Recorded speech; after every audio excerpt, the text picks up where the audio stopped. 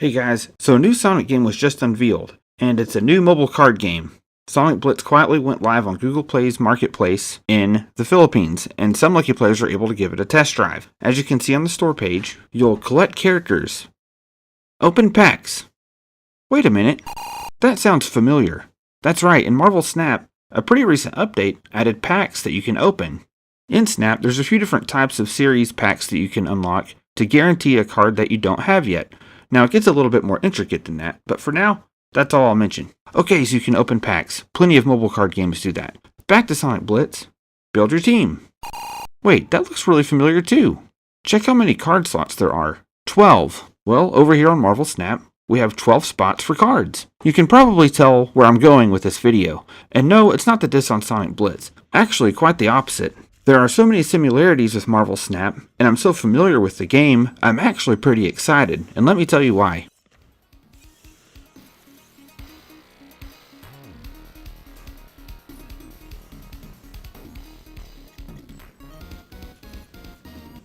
If you're familiar with Marvel Snap, you know that there's more similarities than I'll let on. If you're not familiar, Marvel Snap is a digital card game on mobile and Steam designed to be played in 3-minute intervals. I wasn't a big fan of card games before this. I wasn't too impressed at first either, but I stuck with it. Many cards are given to you for free that are highly competitive, and I started to realize how deep the card game got without any restrictions. If you want to make a Spidey deck with zero synergy, have at it. If you want to make the best Spider-Man deck out there, you'll have to target Scream, Batroc, Polaris, among others. This is quite a good deck archetype right now, by the way. By restrictions, I mean the energy staple that so many other card games before it demanded. The Pokemon trading card game and Magic the Gathering both had energy cards that were pivotal to each deck. Well, what if you go without energy cards, but tie your energy to the turn? If turn 1 you get 1 energy, turn 2 you get 2 energy, and so on. That's the gameplay style that Marvel Snap relies on, and yes, from what we know of Sonic Blitz, that's another similarity that the two games share. In Blitz 2, your energy is determined by the turn number.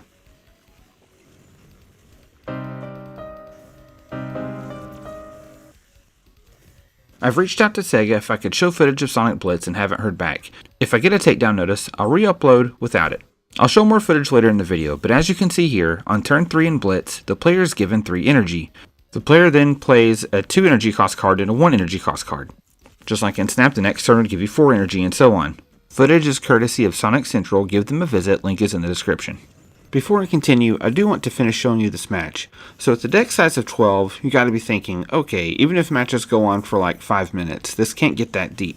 But with the random locations, of which there are 3 in every match, things can and always do get unpredictable fast. There are backup strategies specifically for locations like this, and others that can straight destroy or prevent you from playing on them. Ah yes, the how dare you play this game location. But do you risk taking up 1, 2, 4, and so on cards in your deck just for those locations, or just bite the bullet and go with the loss? One difference we'll go over between Blitz and Snap are the locations. In Snap, as mentioned, you have 3 random locations that alter how you play. In Blitz, there are settings based on Sonic levels, sure, but the random factor is determined by 1 question mark monitor in the upper left of the screen. From what I can tell, here are a few similar question mark monitors or locations that the two games share. In Snap, you have Tinkerer's Workshop. There's a similar monitor in Blitz. In Snap, you have Titan, where 6 cost cards cost 1 less. There seems to be a monitor in Blitz with that as well. However, Blitz has these monitors that Snap doesn't seem to have a direct equivalent for. In Blitz, get a random 6 cost card on turn 1. Now, there are locations in Snap that give you random cards, but not specifically a 6 cost. Start the game with +3 health. No equivalent to health in Snap, in my opinion. And finally, there's this condition in Blitz called On Dash. And there's a monitor that states, on dash, all cards in hand gain +1 health. In Snap, there's no equivalent to dash, but destroy in Snap kinda has a few similarities, which I'll get to later. In Snap, you are always betting cubes. I'm playing Conquest here, which is like an endurance match between you and one other person. The more cubes you bet, the more health you lose. As the round progresses, the minimum amount to bet increases so these quick matches don't overstay their welcome. Things get heated quick as you learn your opponent's deck, and in turn they learn yours. No switching it up in the middle of a Conquest match, you have to keep your 12 you decided on prior. For the sake of time, I'm fast forwarding the gameplay here. I make a mistake on the final turn. Elsa Bloodstone is one of my favorite cards. I know, major cope, especially in a deck without Kitty Pryde. Elsa gives the last card played in a lane +2 power. I should have played Hitmonkey after Merlin's spell, so she'd power him up since she can't power up a spell that is banished, but I end up just scraping by anyway. Since I snapped, which both you and your opponent have the option of doing every match, I won 4 cubes, or took 4 health points off my opponent as opposed to only 2. Now he's going to have to step it up to get caught up. I'll save you the torment and show you the last turn of the last round. I managed to get Black Swan down before turn 5. She's an activate card, which means her effect takes place a turn after you place her of your choosing. Her effect lets you play 1 cost cards for free the following turn, which means you need 3 total turns to play her. Play her on turn 4 at the latest, because when you activate her on turn 5, her effect will apply to turn 6. It's a big reason why I normally don't play her in bounce decks like this anymore. Since we're talking about turns though, Sonic Blitz, from what we know, seems to have 8 turns, but it could have more. Marvel Snap has 6 turns, but there's ways to make a 7th turn. Add that to the differences pile, so there's not that much in common, right? Well, I'll get to that. Here I'm able to play Hitmonkey with Black Swan's effect, which is Chef's Kiss what you want in a bounce deck. Hitmonkey gains +2 power for every card played that turn, so when you can unleash multiple cards on the turn he's played on the last turn, it's pretty sweet. After a match, win or lose, you're awarded boosters, which allows you to upgrade cards. In Snap, it's purely cosmetic. A card upgraded 1,000 times is the same card a new player acquires for the first time. You can just add things like special effects or different backgrounds and such. Here's the last similarity I want to go over in Blitz before we move on to that game's characters, from what we know so far. There are upgrades mentioned on the store page, but they seem to affect gameplay. Remember this for the Chow. Since Snaps is purely cosmetic, it has me worried that Blitz's upgrades could require serious time or money to get the most out of each card, but that remains to be seen. In the About section of the description of Sonic Blitz, the first line mentions celebrating Sonic and his history, his long and beloved history. In the second line, it mentions building teams from old favorites and new buddies. Does that mean we're finally going to see Scratch and Grounder from Adventures of Sonic the Hedgehog? I meant that as a joke, but hey, they have their fans. Could we see Sally and the Freedom Fighters? Or many other Sonic characters from TV shows, comics, and more? It's possible, and now with Sonic Racing Crossworlds, it's very possible anyone could show up in that game as well. The hype train may not be as high as Smash for me, but it is getting up there. In Sonic Blitz, description of numbers appears to be something like power, energy cost, health. In Marvel Snap, it's energy cost, then power. So for comparison's sake, from a pure numbers perspective, flip the numbers for Marvel Snap and you have a more direct comparison to Sonic Blitz's power and energy. We can go without health, since health only seems to apply in Blitz when both players dash the same lane on the same turn. I might be 8 alive here if any Marvel Snap players watch, but my frame of mind is typically in bounce and move decks. So if you see comparisons to cards that have no business being compared to, be sure to chew me up in the comments. I'll try to get as close as possible even if cards are their own unique thing as someone who has played Snap for hundreds of hours. Hey, being a dad and having each game around 5 minutes long is perfect in between learning and playtime, requests for snacks and blankets, the list goes on. All that said, I won't be comparing power and energy all that much. I'm mostly looking at abilities and what cards in Blitz compare to the cards with the most similar ability in Snap. By the way, for fun, let's throw in a boost meter. If the card is an exact match, and there is definitely one of the cards that I've seen, we'll have a full boost meter. If it's not a match at all, it'll get the... Okay, the first card we compare is Pachacamac. On turn end, +1 attack to all buddies. Is this board wide? If so, that sounds most like Marvel Boy, who, at end of turn, gives +1 power to 3 1-cost cards, and they don't have to be on the same lane. Next, we have Amy. On dash, if your opponent didn't dash this lane, get +4 attack. Not a direct comparison, but she reminds me of Jessica Jones, who, when revealed, if you don't play a card at this location next turn, +5 power, or Rescue, who gains +5 power if you do play a card in the same lane next turn. I give this one a dud. Dashing does really seem like its own thing that helps distinguish it from Snap. Next, Big the Cat, who has no ability. There are cards like this in Snap, and wouldn't you know, we have Abomination, who is almost exactly like Big but with 2 more power, and when combined with High Evolutionary, actually gains an ability. Caterkiller is next. On reveal, add another Caterkiller to your hand. In Snap we have Sentinel, and look at this, we have our first exact match. Sentinel is useful in Snap for adding cards to your hand, and since it has a power of 3, there are cards that synergize with it like Cerebro, who can power up the highest power card on your field, meaning if you only have 3 power cards spread across your lanes, they'll all be powered up. There are ways to buff Cerebro to further power up your Sentinels and other 3 power cards. There's also the Collector, who gains +1 power each time a card is added to your hand that didn't get drawn from your deck. Will we have synergies like this in Blitz? It remains to be seen. I don't have time to go in depth with each card here, just know with just about every card in Snap, there's another card or series of cards that synergize with it. Except Uncle Ben.